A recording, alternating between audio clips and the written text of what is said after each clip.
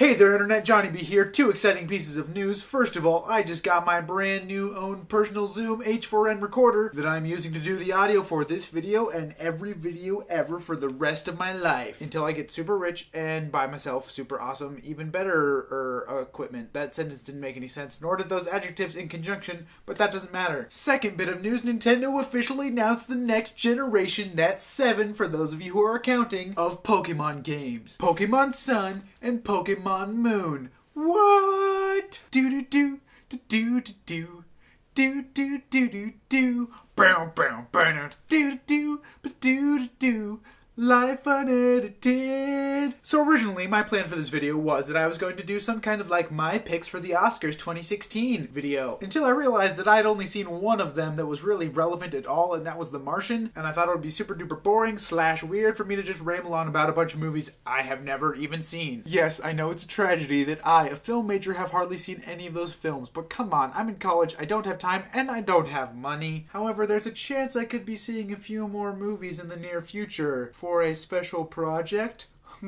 Stay tuned for deets on that. Anyway, that was my plan until Nintendo announced a few days ago that there would be a special Pokemon Direct on today at 10 o'clock with information about special announcements for the 20th anniversary of Pokemon. Because for those of you who don't know, tomorrow is the 20th anniversary of the day that Pokemon first came out in Japan. So 10 a.m. today rolls around, I pull out my phone, I open up YouTube, I open up the video, I watch it. It's only 6 minutes long, which is kind of disappointing, but in it, Nintendo announced that Generation 7 of Pokemon is coming out this holiday 2016. This and 2016 are redundant in that context. I'm sorry about that. Of course, you see, there's only one problem with all of this hype that I've been giving this, and that is, everyone already knew that Pokemon Sun and Moon were coming out. How is that, you ask, if Nintendo had yet to announce it? Well, last night some people were checking patent boards because apparently people do that in their free time and discovered Nintendo had recently trademarked, with logos, Pokemon Sun and Pokemon Moon. People aren't that dumb, they can put 2 and 2 together and realize that Nintendo was going to announce those 2 new games in this Pokemon Direct. And furthermore, because Game Freak doesn't like to show any details on like new Pokemon or new gameplay mechanics or anything until like much closer to the game's release, there was no information except for the logos and the names, which had already been leaked yesterday. And so I've been thinking about this whole idea of leaking and how prevalent it is in our society. I mean, honestly, I don't really remember the last time that a movie or a video game or a TV show or some like influential, important in our society kind of thing came out that most of the details weren't out there on the internet somewhere a week at least before it actually happened. And I think on one hand it's kind of cool because it shows the amount of dedication that fans are willing to put into poring over every single little trailer and announcement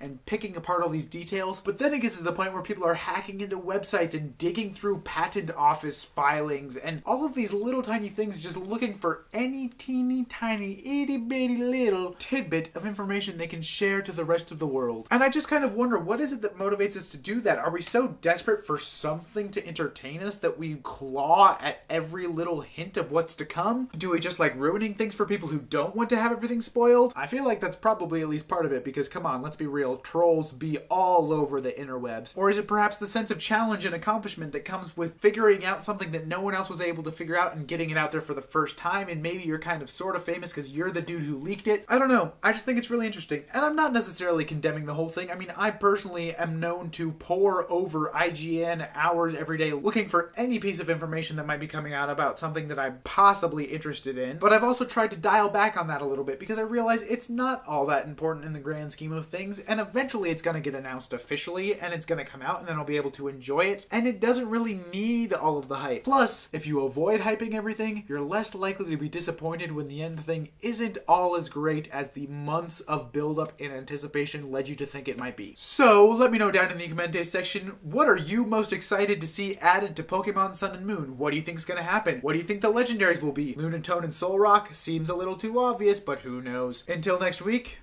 deuces.